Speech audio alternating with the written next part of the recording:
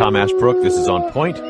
We're talking this hour about one professor's campaign to revive primitive survival skills, caveman style, completely basic survival, to hunt and skin and carve and eat with stones, to understand the Neolithic way. The sound of wolves behind us right there from the Wolf Mountain Sanctuary in Lucerne Valley, California. William Schindler is with us today. He's been dubbed the Caveman Professor, Chair and Associate Professor of Anthropology at Washington College. He's in the field of experimental archaeology. Teaches a course in primitive technologies, was an explorer on the National Geographic show The Great Human Race. Bill Schindler, welcome to On Point. What do you teach your students that we might find remarkable? Well, this particular class is a real highlight of this sort of teaching. I call it sole authorship, where students are engaged entirely from beginning to end in student-based projects, and they literally author their own education by doing this. And the idea is that they connect with not only the material and the information in a completely different way, but also with their environment, with themselves, with one another, and also with their ancestors. What do you teach them? This class the title of it is Primitive Technology and Experimental Archaeology. Let me quickly just define what that means first. Primitive technology are all these technologies, things like making and using stone tools, or primitive ceramics, or fiber industries, or tanning skins, bone and antler work, these sorts of things, making primitive fires. The experimental archaeology piece of this is a subfield of archaeology.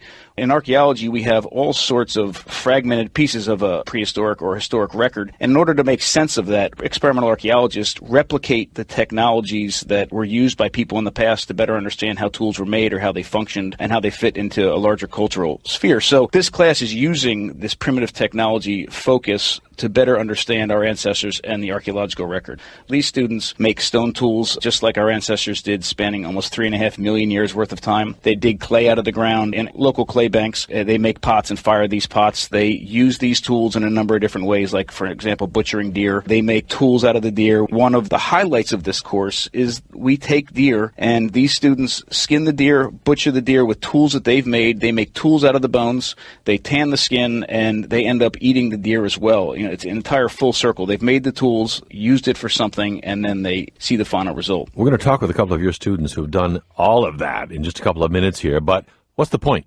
I truly think the world is hidden from us in many ways. One of the issues that we're facing in this world in general, it's not just people of this age group, it's not just millennials, it is the world, especially the Western world, is that we are separated. Things are so fragmented. We only have control or insight into little pieces of our lives. Things like terrible treatment of animals at huge feeding lot operations are things that happen as a result of us being distanced from our food source. And eating meat, there's a responsibility. I think anyone who eats meat should kill and butcher an animal at least once in their life to know what that all means. One of the issues that we're facing in this world in general, especially the Western world, is that we are separated. Things are so fragmented. We only have insight into little pieces of our lives. These are some larger picture reasons that I do some of these things in the class. Smaller focused things are, I want the students to not only make these tools, but I want them to see how efficient they are. Somebody making a stone tool 3.5 million years ago did it for a purpose. It completely transformed their relationship with their environment, the way that they got food, and they can now butcher animals for the first time. And in fact, we see them doing this.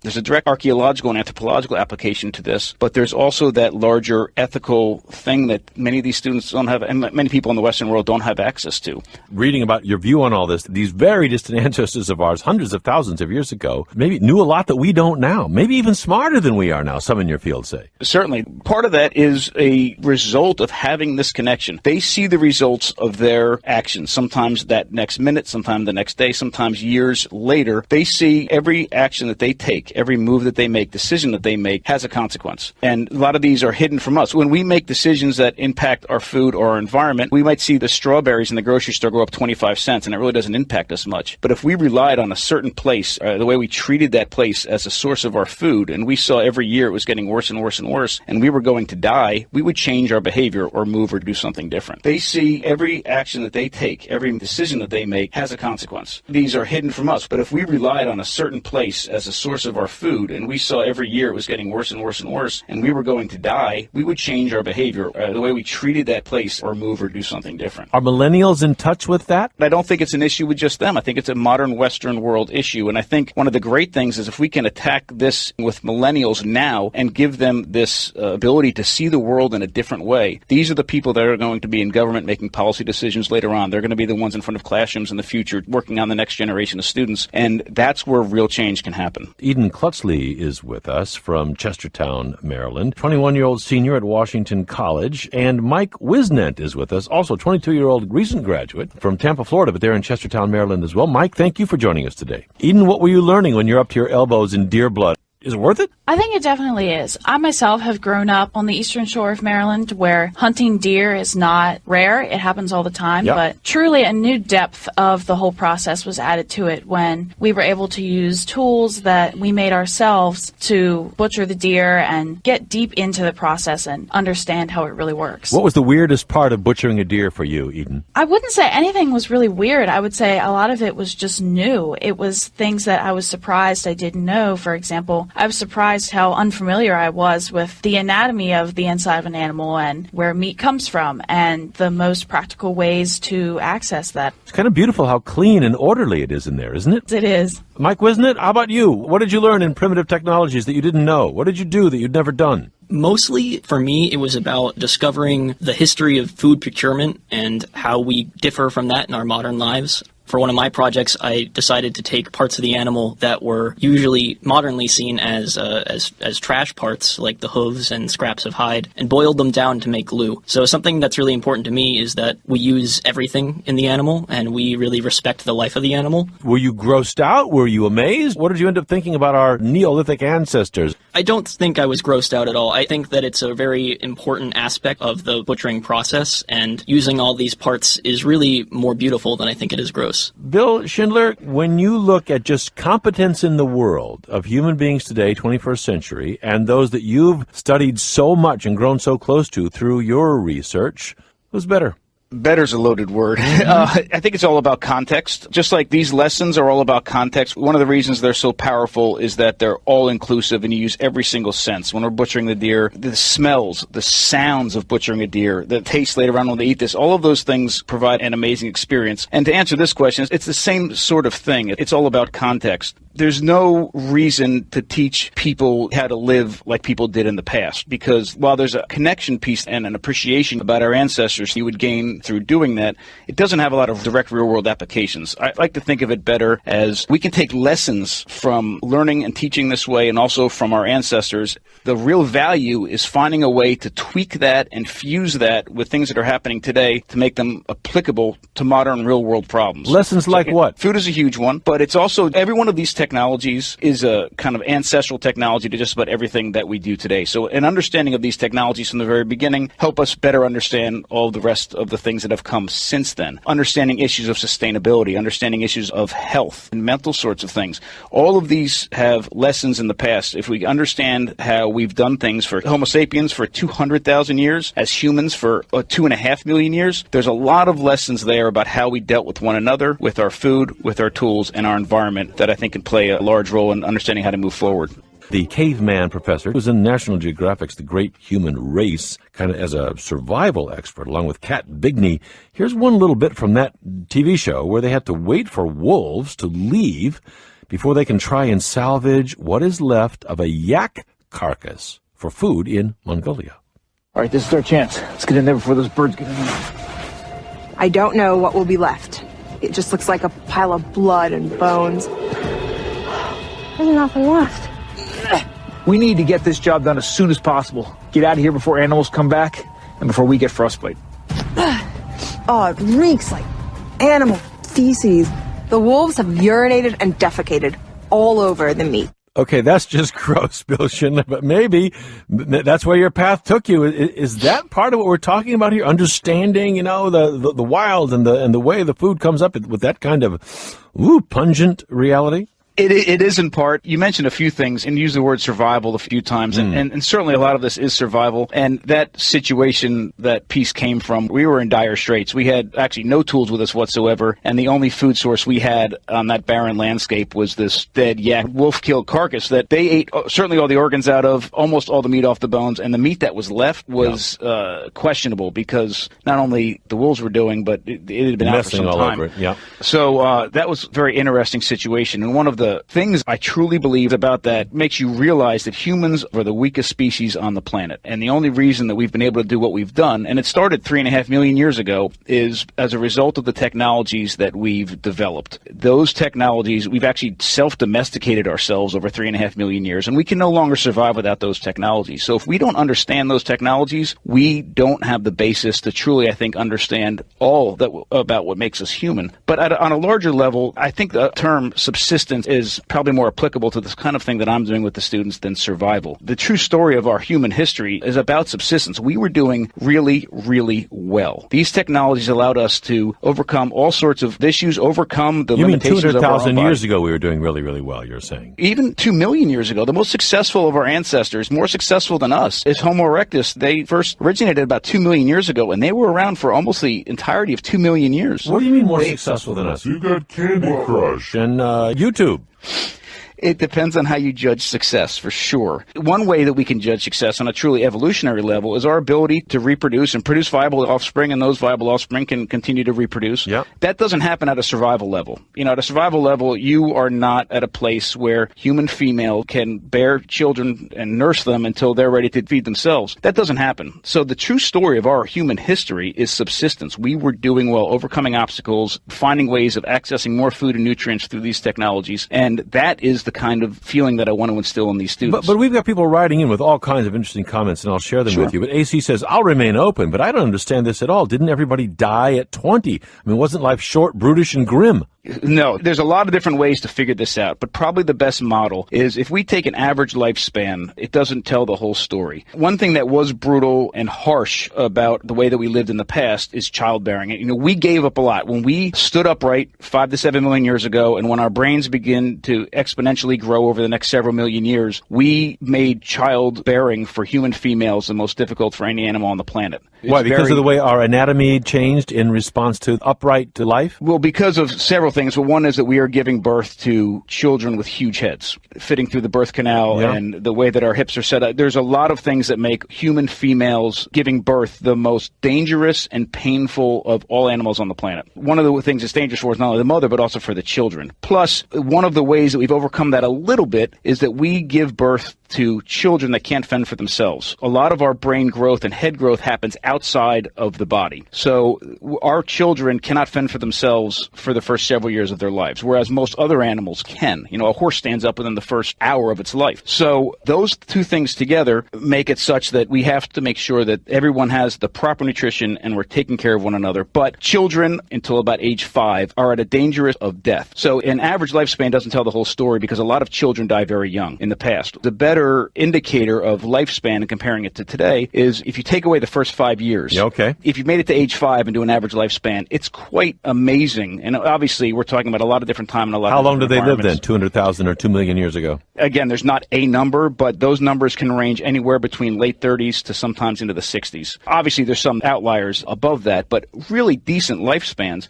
The other thing that doesn't tell the whole story is some people suggest that we're dying at a later age as opposed to living longer today. You know, what is our quality of life like in modern Western society for the last 20 or 30 years of our life compared to the last 20 or 30 years of a hunter-gatherer? You take that life in many circumstances, I guess. We asked our listeners on Facebook, do you think you have the skills to survive in the wild? And they're all over the place. I mean, Shonda says no. The unashamed answer is no. Think Flick Right says, I'll pass on butchering animals, but thanks. Rick says, you're preparing students for life in an apocalypse. Donald says, I slaughtered a calf while in Romania and found it fascinating, felt an almost spiritual link to the past. I mean, people are really jumping on this. Joseph says, absolutely, part of my retirement plan, surviving in the wild, to disappear into the deep woods for my final years. I've solo hiked for years, might have trouble with the actual killing, but I've helped dress recent kills. And then Daniel's way into it. He says, I grew up making hunting and fishing tackle, gardening, canning, gathering wild mushrooms and veggies. I have a career and can afford groceries, but I prefer to obtain, grow my own as much as possible.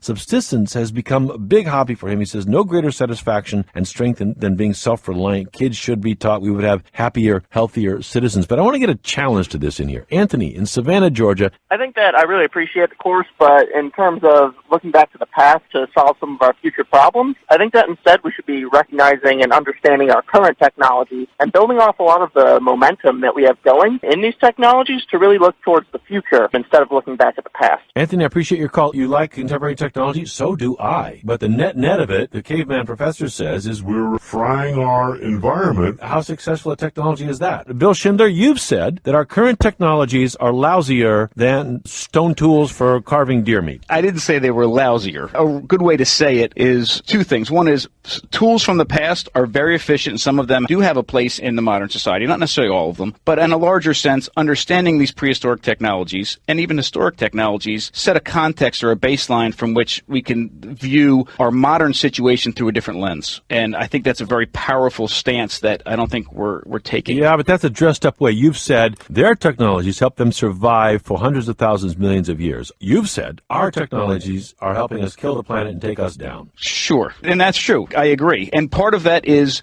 not just the technologies itself, but the way that we use them and the way that we employ them, and the distance that we have from the direct impact of us using these technologies and seeing the consequences of that in a direct way. That we don't have access to. Eden Klutzley, what about it in terms of how you live? You're 21 years old. You've carved a deer with a stone tool you made. Does it change the way you use your iPhone? Does it change the way you think about contemporary life? It just adds depth to it. I don't find it at all uncivilized. You know, civilization and sophistication are all relative terms depending on how you look at it.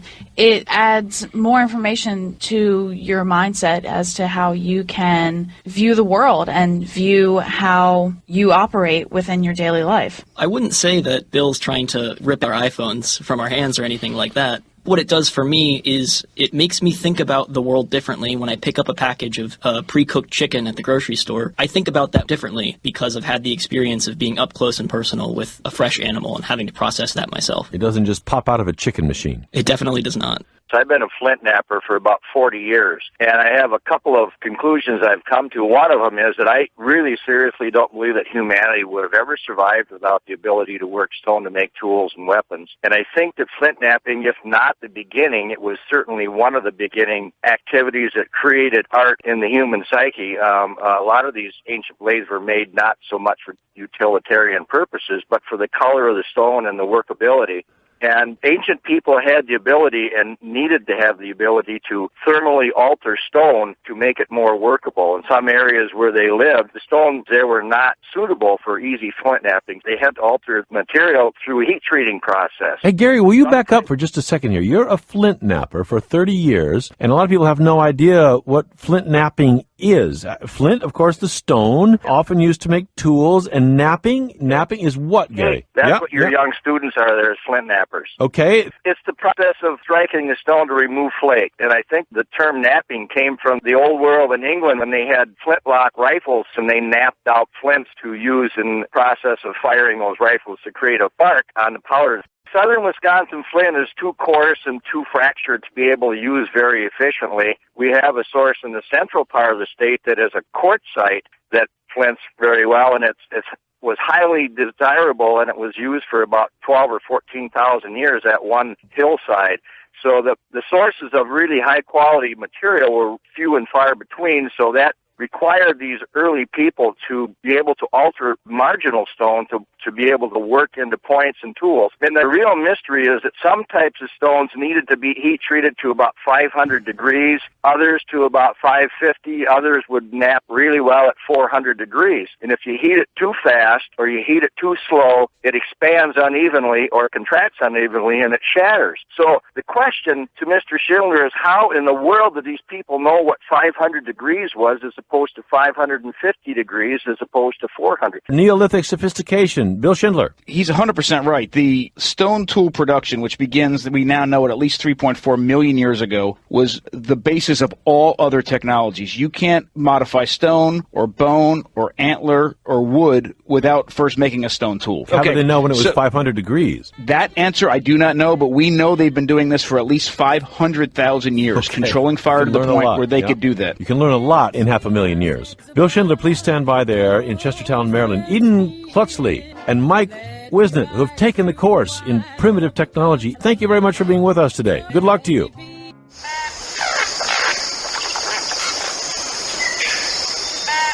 I'm Tom Ashbrook. This is On Point. We're talking this hour about one professor's campaign to revive primitive survival, subsistence skills, caveman style, Do you relate to the urge to go back, live like they lived? Can you picture our Neolithic ancestors as happier, healthier than us?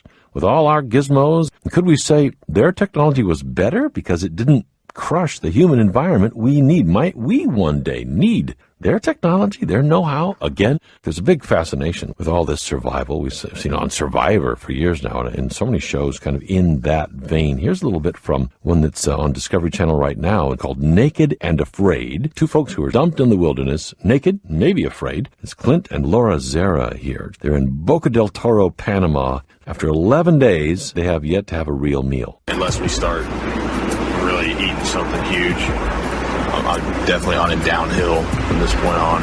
We can just get one meal and ride on that for a little while. I can't keep chopping firewood unless I'm eating. There's no way. I agree. I'm concerned that our productivity is down because we're not eating. When I'm exhausted and hungry, I can't be efficient.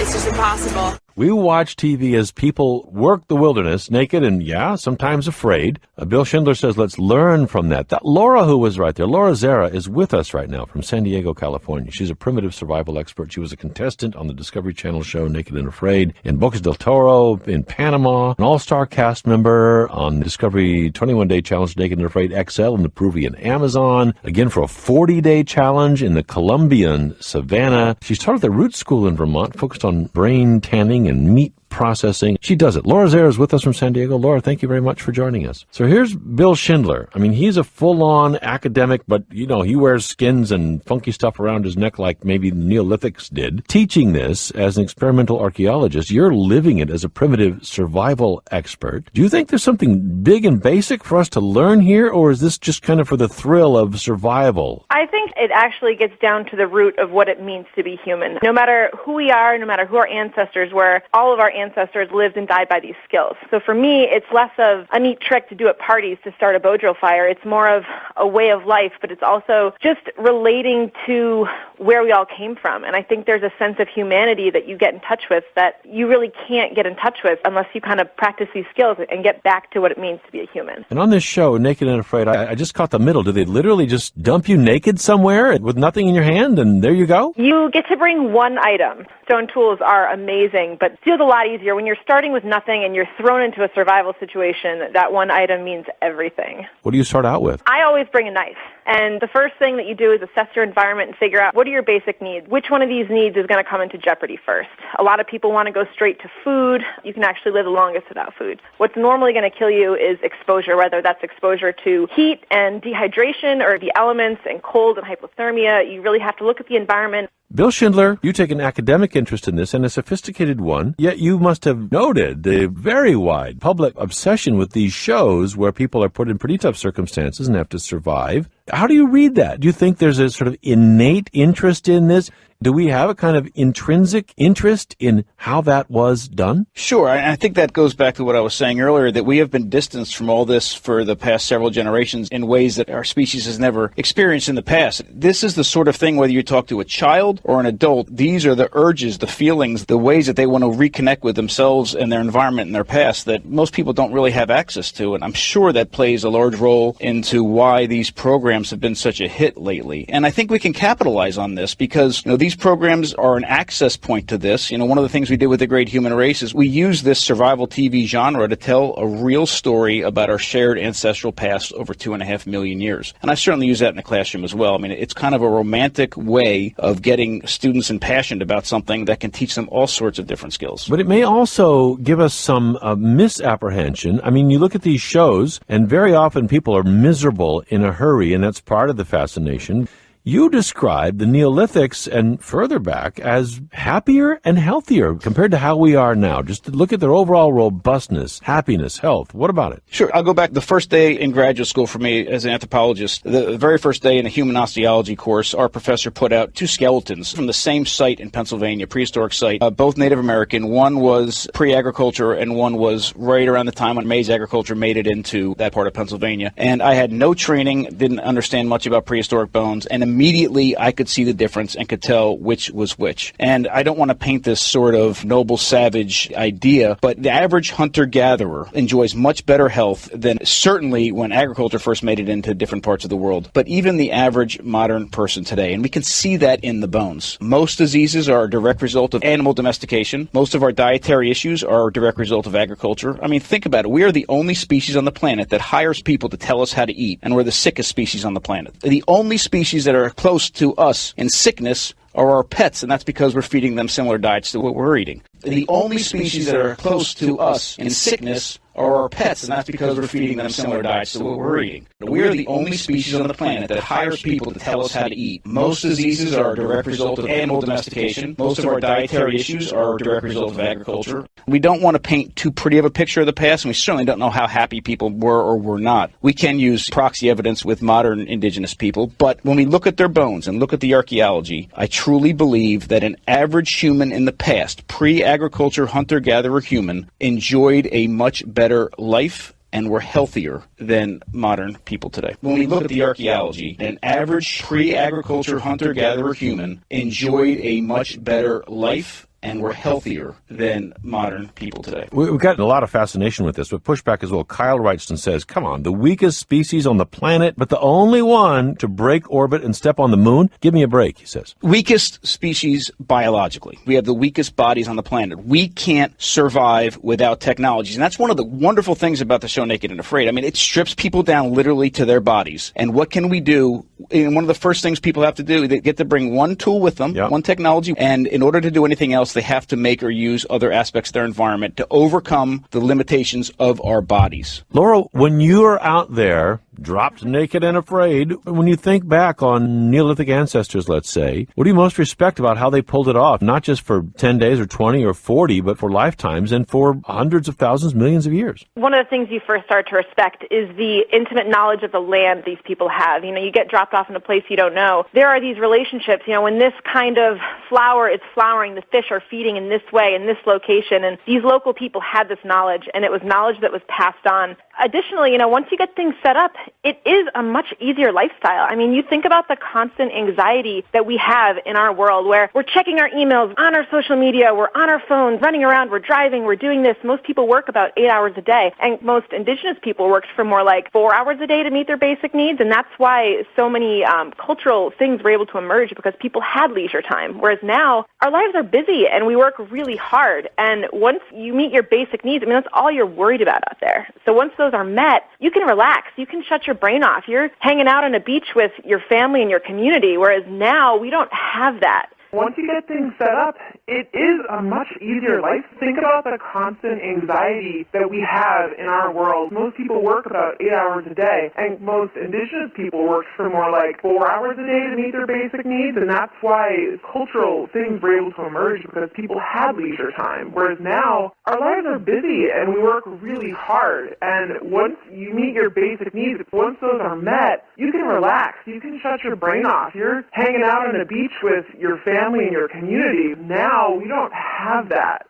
Being out in a situation where you are just focused on your survival, yeah, it's stressful, yeah, it's hard, but there's also a simple beauty to it, and there's a peace to it, and I think that's where you really connect to that part of humanity. We don't have that in our world. You can hang on a beach or make art in a cave. Tony in Omaha, Nebraska. Hi, Tom. I totally agree with you, Laura. And I'll just say I've been hunting and fishing and foraging my whole life. And when I'm doing that, there's a part of me that just kind of awakens. And I've just realized that a lot of people are totally deprived from interactions with nature. And we've just become so domesticated by our technology. And it seems like it's just only recently in human history we've been so reliant on this kind of constructed world. I guess it does affect not only the way we live in our everyday life, but it affects the way we vote and the way we prioritize like environmental issues. And I just think if more people were in touch with that kind of primal side of themselves, they'd have a greater appreciation for the inherent value of nature. They thrived for a long, long time. We may be in the process of a slow surrender to robots and computers and AI. I don't know. Jeremy in Holton, Maine. Hi, Tom. I'm 33 years old, so I'm kind of at the upper limit of the millennial millennials. My father's part of the Penobscot Nation here in Maine, and we did subsistence moose hunting and things like that. But over the past 7 years, I've just chosen to take it to a whole new level and try to raise my family in a much more subsistence level of living and gathering and foraging. It has changed my life, even as someone who was used to hunting and fishing and all that. It's taken it to a deeper level to see how climate change is affecting places that I forage, the winter tick attacks of the moose population in Maine. It makes it so much more real. And I think that millennials can benefit so much from any exposure to this kind of lifestyle. But Jeremy, is it hard to do it up against your awareness that while you're out there battling with winter ticks and, looking for the moose and scraping your subsistence together, somewhere not too far away, somebody's in a warm place with a nice cushy sofa and frozen dinner and a show on TV? Yeah, that's true, Tom, but my life has taken on a lot more meaning and purpose in reconnecting to realize that we are part of the earth. We're not separate from the earth. The earth is part of us. We're part of the earth. And just connecting with our ancestors and that form of lifestyle is so rewarding. I think it's very important. We are part of the earth. We are part of the earth. We are part of the earth. We're not separate from the earth. Bill, what do you really want people to take from this? I mean, we are on this trajectory toward the moon and toward artificial intelligence and toward robots doing a lot of the work. We're headed somewhere very different from what you're celebrating here, it seems to me. What do you want us to know that matters, and how do we integrate it? It's all about the integration. I'm not trying to teach these students to survive an apocalypse, although if one happens, I'm hoping they can do well. What I'm trying to do is reconnect them with what it means to be human, what we've done for 200,000 years, what we've done for 3.5 million years, and have that be a platform from which they can view the world through an entirely different lens. The idea is not that they're going to run into the mountains and live in a hut. The idea is that they're going to be in modern society, move into all sorts of positions, all sorts of different careers, and use that background, the new way of looking at the world, to do exactly the sort of thing that the last caller mentioned. Make decisions about policy, make decisions about the environment, make decisions about how they shop or how they feed their family or how they teach a classroom. That is the way that we're going to make meaningful change